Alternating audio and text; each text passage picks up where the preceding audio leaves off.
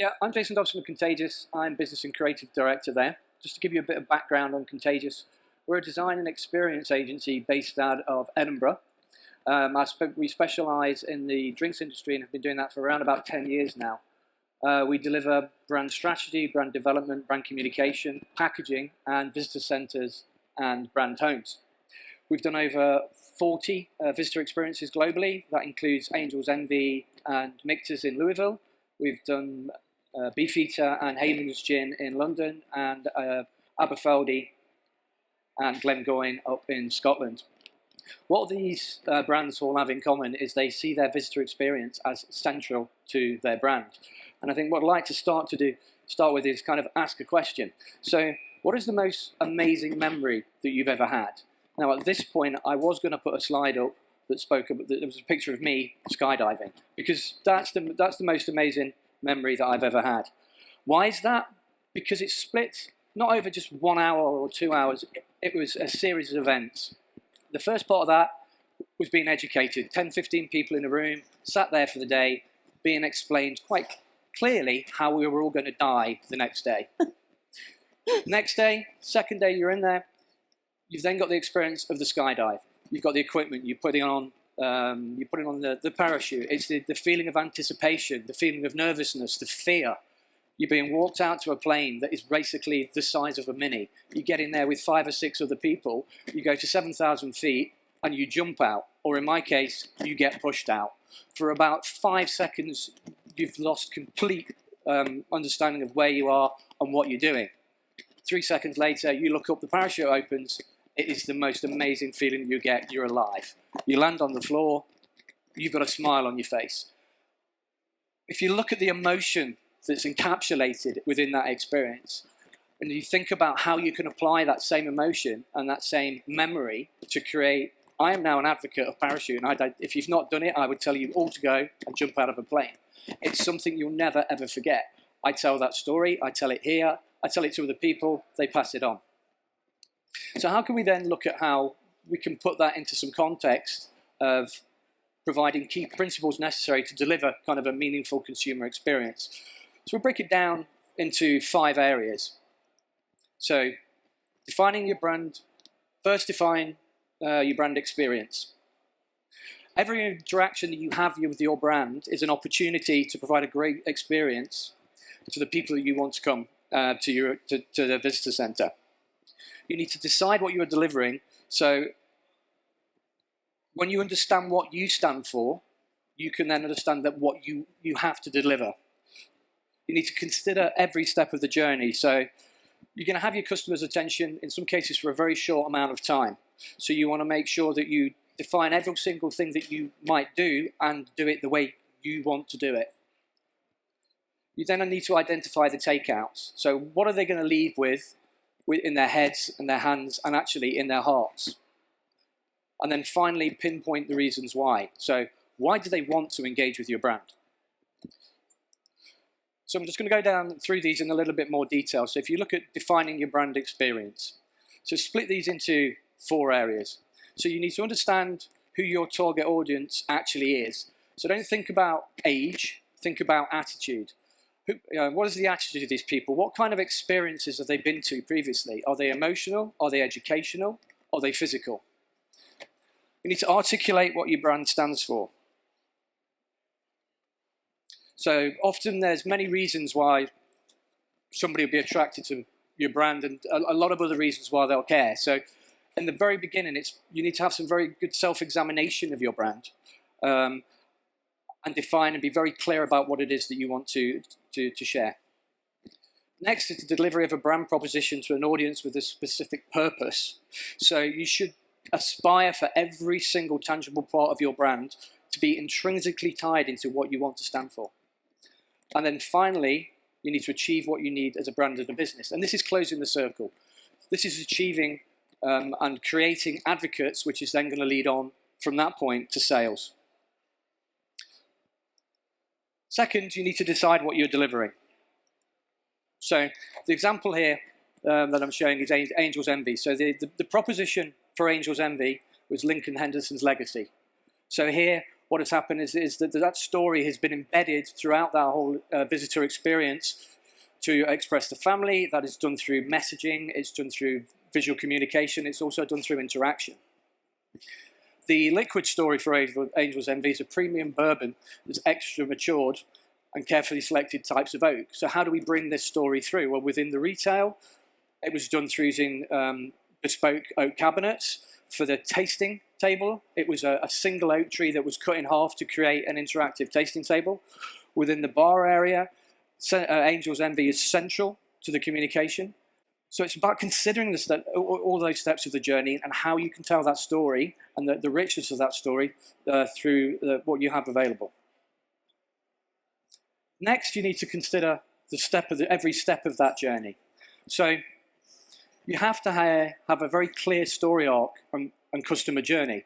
Once you have that customer journey set out, you can then decide what you want to create there as engaging either through brand, through education, and what those consumer touch points are. We look at it as though it's a story of Cinderella. So Cinderella, ugly sisters, having a pretty shit life, not the best of times. She gets invited to the ball, she makes a dress. She goes to the ball, she meets the prince. Fantastic, amazing. She has to leave. Not so good. Prince goes away, she goes back home, back to the ugly sisters, but she knows what it was like with a prince. Prince turns up, meets her again, they get married, everybody lives happily ever after. It's an emotional roller coaster. When you're thinking about creating an experience, it's not a flatline experience. It's not you take them in, you take them out the other end. It's about creating those high points and even sometimes low points to create expectation to be able to sell that story. You then also within that need to define what your visitor center principles are. So are you a distillery with a visitor experience, or are you a destination experience with a distillery? Two different things, two different ways to look at it. And then within that, what are going to be your central principles to that? Are you going to be retail centric? Are you going to be food centric? Are you going to be production centered? Are you going to be wanting to tell a flavor story? Are you want to tell an ingredient story? Are you a brand story? Or are you all of those things? Either way, you have to decide what they are so that you can set very clear aims and objectives to what you want to get as a result of those principles. Then you need to identify what your key takeouts are. So what will visitors remember about your experience, and what emotions will they recall? So does it say what it needs to say about your brand? So lasting memories, you need to create great word of mouth, loyal fans and advocates. How do you get people to post on different channels and social media to gain more coverage and traction for the brand? That's an emotional connection. Guinness spend millions and have spent millions over the years on marketing. The biggest connection that they have and the most photographed image that Guinness have is the Black Gate.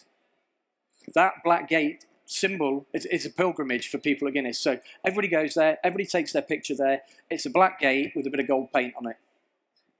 And it is the most photographed image that Guinness have, and everybody wants to show they've been there. That emotional connection and the simplicity of that, so it's not the complexity of the experience, it's the simplicity of the emotion that you can relate to the brand. And then the thinking about community. How do you create not just a community during the experience, but pre and post?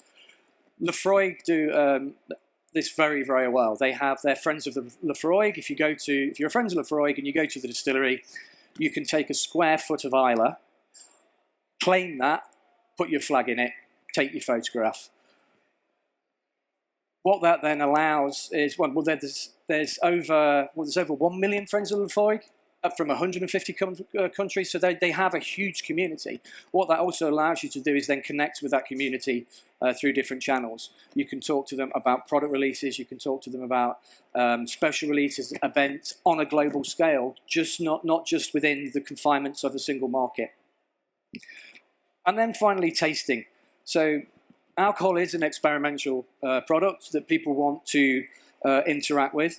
So obviously, liquid to lips, we all know is a very obvious way to do that, but it's also a way that you can take the experience out of where you are within your distillery, within your home, and take it into different marketplaces to be able to talk about the liquid, or actually to try and create activations or signature serves. So an example there of, you may have seen it a few years ago, Jameson Ginger and Lime was taken out to all of the bar shows, primarily to teach people how to make the serve, but also to try and create a bar call that was synonymous with Jack Daniels and Coke. And then finally, pinpoint the reasons why. So, how are you going to tell your story? And truths build a showcase. So, to create brand experiences with embodied messaging is a very good way to do that. Aberfeldy, Jewers and Aberfeldy have 60 to 70% of their flavour and 100% of their colour comes from the cask. So, to create a focal point of the tour, 1,700 staves were used to create a stave tunnel, and this became the central focal point, and really the smile moment of that tour. It's the most Instagrammable moment that they have on the site there, and it's the image that you will see consistently throughout their Instagram. Then you need to think from that, who are you telling your story to? So we break this down into 3 areas. We call them paddlers, swimmers, and divers. So your paddler is somebody that, it could be a tourist, it could be somebody that has very little knowledge, but you want to deliver to them around 3 to 5 key messages to do with the brand and the product, something that they will leave with and pass on to somebody else. That's also the same with the swimmers and the divers, but with the swimmers you might give them a little bit more information. Now that might be done through scripting, it might be done how you explain or create an experience within that. So that might be, how do you show maturation over time? How do you show changing colour? How do you describe what the angel share is? And then your divers. So your divers are then, that can be consumer and that can be trade. And these are the geeks. These are the people that want to know absolutely everything. So here you might consider doing bespoke tours for these people, or you might start to look to create influencer programs that you will run separately to your main tours. So thinking about what your audience is and thinking about the stories that you're going to tell and how you deliver those truths will really encompass and embody the story, the experience that you will create.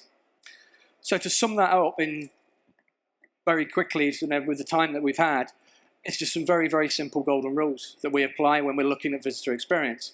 So you need to understand your audience, because without them you have absolutely nobody to sell to. And if you don't know what they want, you won't be able to create that relevant experience. You need to know your brand, and that seems a very obvious statement, but if you don't know that brand, then you can't bring it to life. You need to give them a reason to come.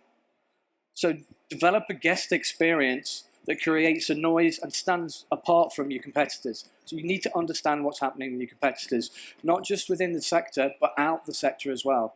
Who are your audience actually engaging with, and what kind of experiences are they engaging with? You need to entertain and educate your guests. So that goes back to defining your visitor centre principles. And remember, it's not the size and the complexity of the experience that you create, but it's the memory that delivers. So it's not about the amount of money you have to create that experience, it's defining exactly what the memory is we want them to take out. You need to create advocacy in sales. That's obvious. That's basically, they go hand in hand. You create advocacy, then sales will come from that. And then finally, you need to stay in touch, because basically every visitor you have is the future of your brand, and it's the future of your experience. So I hope that gives you a kind of very quick snapshot of some of the key principles that you'll look when looking to create an experience and looking to embody that into a sense of place. Thank you.